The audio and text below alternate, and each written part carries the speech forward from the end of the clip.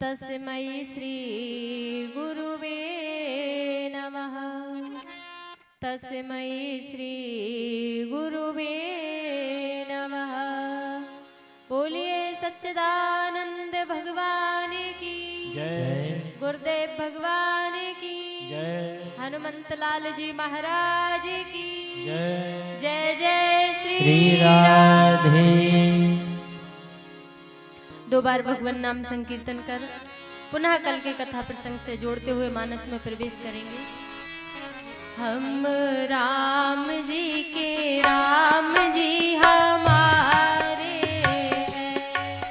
हम राम जी के राम जी हमारे हैं। हम राम जी के राम जी हमारे हैं। हम राम जी के राम जी हमारे हैं। हम राम जी के राम जी हमारे हैं। ओ हम राम जी के राम जी हमारे हैं। हम राम जी के राम जी हमारे हैं। हम राम जी के राम जी हमारे हैं। जो लाखों पापियों को तारे हैं। जो लाखों पापियों को तारे हैं। हम जिनके सदा सहारे हैं। हम जिनके सदा सहारे हैं। हम राम जी के राम जी हमारे हैं। हम राम जी के राम जी हमारे हैं। हम राम जी के राम जी हमारे हैं। हम राम जी के राम जी हमारे हैं। बोलिए सच्चिदानंद भगवान की जय। आइए पुनः कल के कथा प्रसंग से जुड़ते हुए मानस में प्रवेश करते हैं। कल आपने श्रवण किया कि जयंत तीनों लोकों में भय के मारे राम जी ने जो धनुष बाण छोड़ा है सीख का बना करके, उस सीख के बाण के भय से जयंत तीनों लोकों में भय के कारण भागता फिर रहा है। लेकिन काहू बैठन कहा न ओही, राखी को सकहि राम कर द्रोही। किसी ने उसको बैठने तक के लिए नहीं कहा कि जयंत आकर के विश्राम करो, हमारे घर में बैठ जाओ। जहां भी जयंत जाता है वहीं से उसको भगा दिया जाता है, क्योंकि जाके प्रिय ना राम वैदेही, जिसके भगवान रघुनंदन राम जी माता जानकी जी प्रिय ना हो, जिसके जीवन में भगवान का सम्मान ना हो, ऐसे लोगों को दुश्मन के समान त्याग देना चाहिए। चाहे वो तुम्हारी माँ हो, चाहे तुम्हारे पिता हो, चाहे भाई हो, चाहे पत्नी हो, कोई भी हो, उसको दुश्मन के समान त्याग देना चाहिए। तो किसी ने कहा कि भैया त्याग तो दें, लेकिन कोई प्रमाण बताओ कि कहीं ग्रंथों से बताओ किसी ने किसी का त्याग किया है। तो कहा कि हाँ किया है। कहा आपने कहा माँ का त्याग कर देना चाहिए, जो माँ भगवान से दूर करे ऐसी माँ का भी त्याग कर देना चाहिए। माँ की भूमिका कोई हमारे जीवन में निभा नहीं सकता। कहा कि माँ अगर भगवान से दूर करती है तो माँ का त्याग कर दो। भरत जी ने अपनी माँ का त्याग किया। महारानी कैकेयी ने राम जी से भरत जी को दूर करने की कोशिश की तो भरत जी ने अपनी माँ का त्याग कर दिया। शंकर जी ने अपनी पत्नी का त्याग कर दिया। जब सती के रूप में सती जी ने राम जी की परीक्षा ली तो शंकर जी ने सती का त्याग कर दिया। जो भी तुमको भगवान से दूर करता है, कितना ही प्रिय हो, उससे दूर हो जाना चाहिए। ऐसे ही आज जयंत को किसी ने बैठने तक के लिए नहीं पूछा, तीनों लोकों में भटकता रहा। लेकिन बाबा गोस्वामी जी ने इतनी बड़ी कथा जयंत की सुना दी, कहीं भी उसका नाम नहीं लिया। उसको एक बार कौआ कहा, एक बार कहा कि जयंत का पुत्र, लेकिन गोस्वामी जी ने नाम कब लिया? जयंत भागता हुआ रास्ते से जा रहा था, बीच में नारद जी मिल गए और कहा कि जयंत भय के कारण भागते हुए कहाँ जा रहे हो? तो जयंत नारद जी से कहता है कि प्रभु मुझे जाने दीजिए, अभी रोकिए मत। कहा कि भाग क्यों रहे हो, कारण तो बता दो। तो जयंत कहता है प्रभु मेरे पीछे भगवान ने एक सीख का बाण छोड़ दिया है, उसी के भय से मैं भाग रहा हूं। तो नारद जी ने कहा कि जयंत तुम कहां कहां भागे हो इस बाण के भय से? तो जयंत कहता है कि प्रभु मैं अपने पिता के घर गया। तो नारद जी ने कहा ये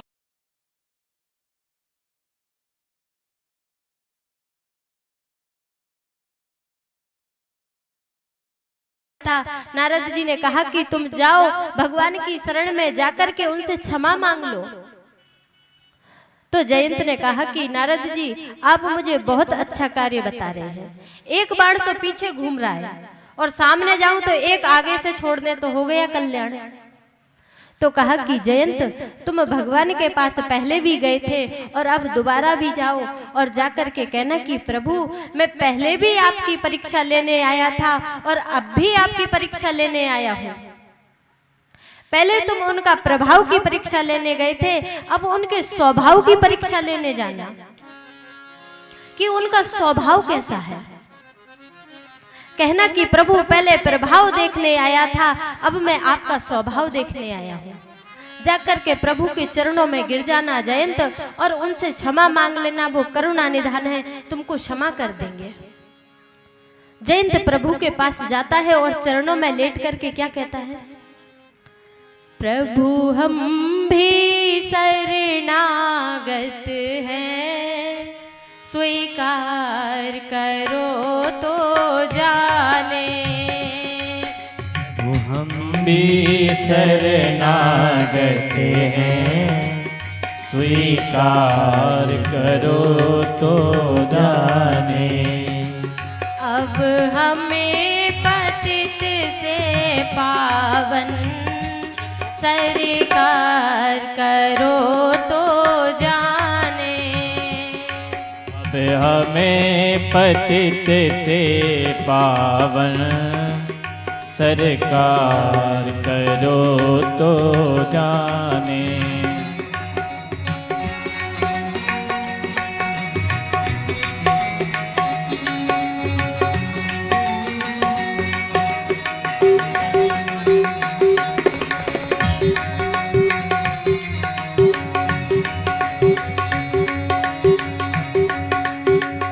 जयंत कहता है प्रभु, हे प्रभु करुणा निधान, कोई जप करता है, कोई योग करता है, तब आपको पाता है, लेकिन प्रभु मैंने क्या किया है वो भी आप सुन लीजिए। अगर मेरी वो कथा सुनने के बाद, मेरी व्यथा सुनने के बाद जब आप मुझे अपनाएंगे तब आपका नाम करुणा निधान होगा। जयंत कहता है प्रभु के चरणों में पड़े पड़े, कोई जप करता स्वामी, कोई तप करता स्वामी, कोई जप करता स्वामी, कोई तप करता स्वामी, कोई जप करता स्वामी, तप करता स्वामी, कोई जप करता स्वामी, कोई तप करता स्वामी। हमने केवल पाप किए हैं, उद्धार करो तो केवल पाप किए हैं, उद्धार करो तो जाने। अब हमें पतित से पावन स्वीकार करो तो जाने। अब हमें पतित है पावन, सरकार करो तो जाने। सभी लोग ताली बजाते हुए मस्ती से झूमते हुए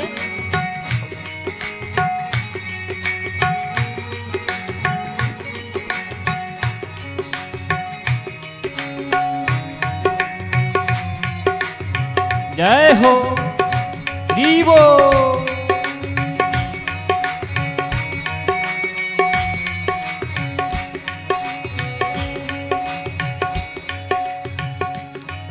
जीवन नैया जर जर है, पल पल विनाश का डर है। ओ जीवन नैया जर जर है, पल पल विनाश का डर है। जीवन नैया जर जर है, पल पल विनाश का डर है। जीवन नैया जर जर है, पल पल विनाश का डर है।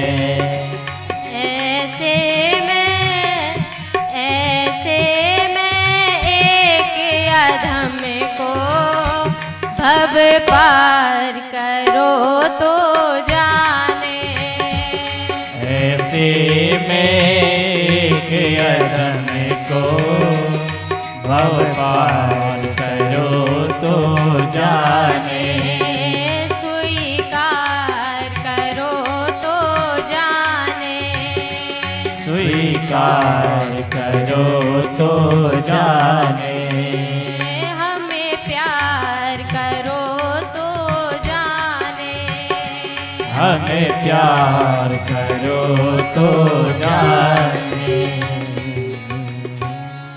जयंत आया और प्रभु के चरणों में साष्टांग दंडवत करके कहने लगा कि प्रभु, आप मुझ जैसे पापी को यदि क्षमा कर दें, मुझ जैसे पापी को आप अपनी शरण में रख लें, मुझ जैसे पापी का उद्धार कर दें, तब आपका नाम करुणा निधान है। प्रभु, आपका जो नाम करुणा निधान है, आज उस नाम को सत्य कर दीजिए। रघुनंदन राम जी ने तो जयंत की तरफ देखा नहीं। जयंत आया, लेकिन मिथिलेश नंदिनी जानकी जी, करुणा की निधान किशोरी जी ने जब जयंत को देखा तो कैसे देखा? जयंत के पैर राम जी की तरफ थे और मुख उसका दूसरी तरफ था, तो जानकी जी ने उठा करके उसका मुख, उसका सिर राम जी के चरणों में रख दिया और रघुनंदन राम जी से कहने लगी कि प्रभु, जयंत आया है, आपकी शरण में आया है। तो प्रभु ने कहा कि जयंत, क्षमा तो तुमको कर दूंगा, लेकिन तुमने जो अपराध किया है उसका दंड भी तुमको मिलना चाहिए। तो प्रभु ने क्या किया? उसकी एक आंख फोड़ दी। रामचरितमानस में स्पष्ट लिखा है कि एक नयन कर तजेउ भवानी, उसका एक नेत्र फोड़ दिया। इसका मतलब है कि वो दो बुद्धि रखता था। एक बुद्धि रखता था परमात्मा है और दूसरी रखता था परमात्मा नहीं है कि नहीं है। ये बुद्धि रखता था। भगवान ने उसकी एक आंख फोड़ दी। जो ज्ञान की आंख नहीं थी, जो ज्ञान की आंख थी, उसको रहने दिया कि तुम केवल सिए राम मैं सब जग जानी, समस्त संसार में मेरा ही दर्शन करो। एक ही आंख रखो जिससे सिर्फ और सिर्फ मुझे ही देखो सर्वत्र। प्रभु ने एक आंख कर तजेउ भवानी। एक आंख करी का एक अर्थ होता है कि एक आंख करी, मतलब उसके पास ज्ञान की दृष्टि नहीं थी, वो आंख उसको कर दी। जयंत को ज्ञान की आंख दे दी और उसको छोड़ दिया। तब वो अपना रूप वापस लेकर के अपने धाम को जाता है। और यहाँ पर प्रभु कहते हैं कि यहाँ रहते रहते बहुत दिन हो गए, तो आगे चला जाए। तो प्रभु वहां से चलते हैं और अत्रि जी के आश्रम में पहुंच जाते हैं। वहां पर ऋषि अत्रि बहुत सम्मान करते हैं प्रभु का, उनको उचित आसन देते हैं। भगवान रघुनंदन राम जी वहां पर बैठे हुए हैं और यहाँ पर अत्रि जी की पत्नी अनुसुईया जी माता सीता जी को अपने कक्ष में ले जाती हैं और उनको समझाती हैं कि नारियों के धर्म क्या होते हैं, नारियों को क्या करना चाहिए, क्या नहीं करना चाहिए। ये स्त्री धर्म अनुसुईया जी माता सीता जी को समझाती हैं। अनुसुईया के पद गई सीता, अनुसुईया के पद गई सीता, मिली बहोरी सुशील विनीता, मिली बहोरी सुशील विनीता।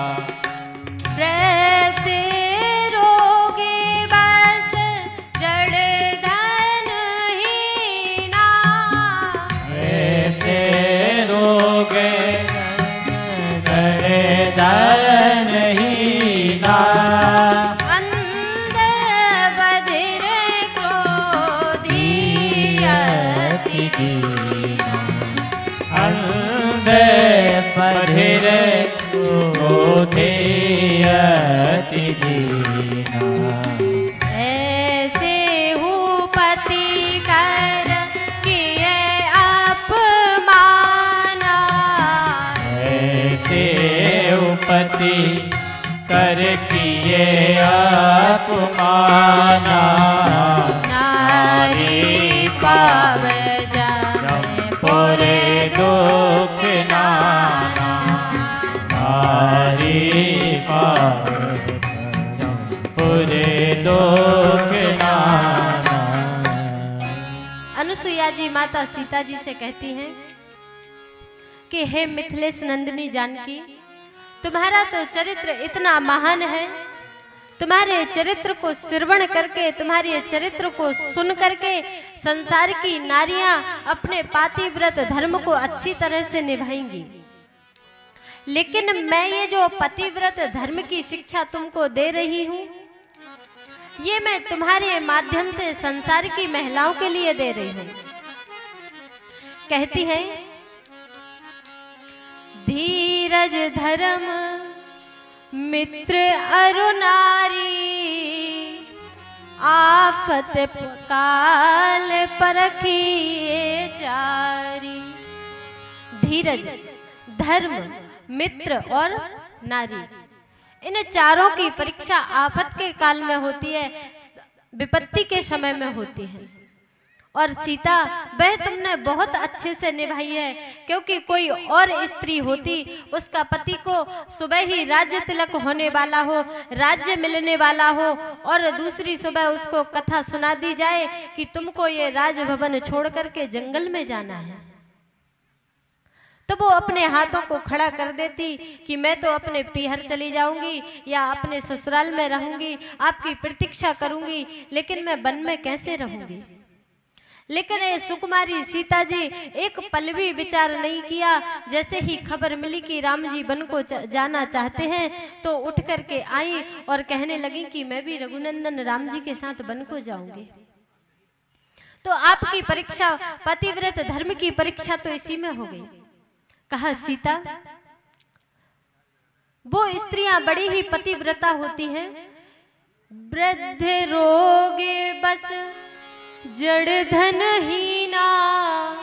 यदि पति कैसा भी हो, वृद्ध हो, धन ना हो, उसके पास किसी रोग से ग्रसित हो, तब भी उसके साथ में अपने जीवन का निर्वाह करे, वही स्त्री पतिव्रता होती है। नहीं तो महाराज आजकल तो ऐसी पतिव्रताएं होती हैं। एक बार एक गांव में बहुत ही पतिव्रता स्त्री थी, तो वो धान कूट रही थी बैठे बैठे ऊखल से। उसी समय उसके पति ने आवाज लगाई, अजय सुनती हो, मुझे एक गिलास पानी दे दो। पत्नी उठी, उसके हाथ में मूसल था, तो वो ऐसे कूट रही थी धान को और मूसल ऊपर की थी। वो जब उसके पति ने पानी के लिए आवाज लगाई, मूसल ऊपर था और उसने वहीं उसको छोड़ा और दौड़ पड़ी, अपने पति के लिए पानी लेकर के गई। और वो मूसल वहीं पर लटका हुआ है, ना वो नीचे गिरा, कुछ भी नहीं हुआ। जब ये खबर सारे गांव में फैल गई कि फलाने की पत्नी मूसल धान कूट रही थी, लेकिन उसके पति ने पानी मांगा, मूसल छोड़ करके भागी, मूसल नीचे नहीं गिरा। तो एक माताजी और थी, उनको बड़ा बुरा लगा, क्योंकि हमसे दूसरे की प्रशंसा सुनी नहीं जाती।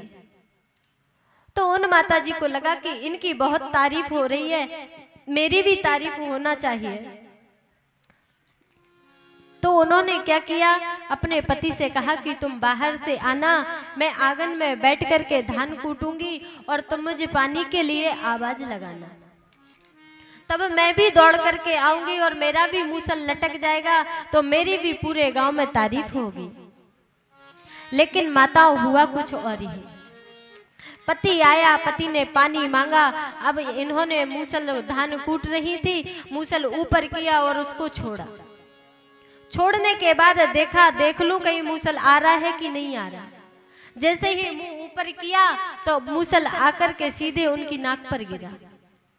नाक से रक्त की धार बहने लगी। अब तो महाराज उठाया वही मूसल, गुस्सा आया और पति के पीछे दौड़ पड़े। कहा कि तुम में इतना भी प्रभाव नहीं है, मेरे मूसल को रोक देते। अरे माताओं, ये तुम्हारे पातिव्रत धर्म की बात है। उनके अपने खुद के अंदर पति के प्रति श्रद्धा और विश्वास था, इसलिए उनके पातिव्रत धर्म की शक्ति के कारण वो मूसल रुक गया था। अब तुम दिखावा करो किसी का, किसी बात का, किसी को दिखाने के लिए करो, तो इसे पातिव्रत धर्म बिल्कुल नहीं कहते। अनुसुईया जी सीता जी से कहती हैं कि पति बूढ़ा हो, जिसके पास धन ना हो, किसी रोग से ग्रसित हो, ऐसे भी पति का जो अपमान ना करे, उसके साथ में अपने जीवन का निर्वाह करे, वही पत्नी पतिव्रता होती है। 3 प्रकार की स्त्रियां बताई गई हैं रामचरितमानस में। गुरुदेव भगवान का आगमन हो रहा है, सभी लोग अपने अपने स्थान पर खड़े होकर के उनका स्वागत करें। श्री राम जय जय राम, श्री राम जय जय राम। बोलिए सच्चिदानंद भगवान की, गुरुदेव भगवान की, राघवेंद्र सरकार की, हनुमंत लाल जी महाराज की जय। जय श्री राधे। जय श्री राधे। जय श्री राम। पूज्य महाराज श्री व्यास मंच के समीप आ गए हैं।